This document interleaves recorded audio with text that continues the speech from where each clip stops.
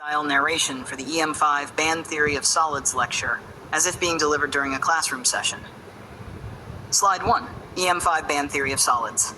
Welcome everyone. Today we dive into one of the most fundamental concepts in solid-state physics, band theory of solids. This lecture forms the backbone for understanding electrical, optical, and magnetic behaviors of materials, especially semiconductors and insulators.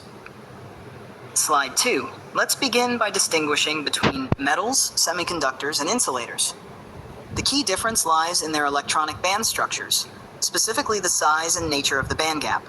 We also introduce the concept of direct versus indirect band gaps, which is crucial in optoelectronics. Lastly, we'll touch on the idea of effective mass, which tells us how electrons behave under applied forces in a crystal. Now, we start simple, with the free electron model. Here, electrons are considered free to move in a constant potential, ignoring the atomic lattice altogether. It gives us a basic energy-momentum relation, E prop to k squared, but it fails to explain the presence of band gaps. So it's a good starting point, but not the whole story.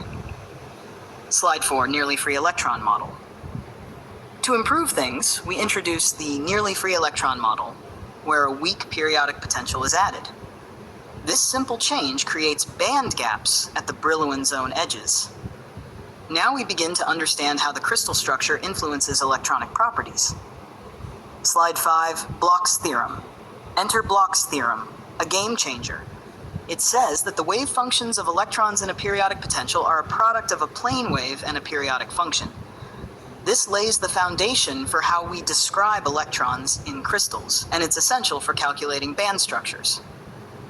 Slide 6, Kronig-Penney model. Next is the Kronig-Penney model, a simplified 1D potential model that solves the Schrödinger equation with a square-well periodic potential. It beautifully shows how allowed and forbidden bands emerge naturally from quantum mechanics. Slide 7, Brillouin zones. Now we move to reciprocal space and explore Brillouin zones. These are regions in K space that help us understand where band gaps form and how wave vectors behave. You'll see 1D and 2D constructions, which are vital in materials like graphene. Slide 8, effective mass. When electrons move in a crystal, they don't behave like free particles. That's where effective mass comes in. It adjusts Newton's laws for the band structure. The effective masses of electrons and holes are central to semiconductor transport properties. Slide 9, density of states. Here we look at the density of states, DOS, which tells us how many states are available at each energy level. DOS shapes a material's optical and thermal responses and helps predict carrier concentrations. Slide 10, Fermi energy and Fermi surface.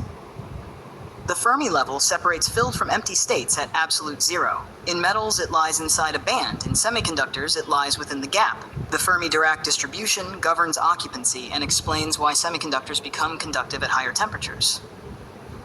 Slide 11, band structure. Now we see real-world band structures, computed via DFT or tight binding methods. The shape of EK curves for materials like silicon and germanium gives insight into their electronic behavior and suitability for devices.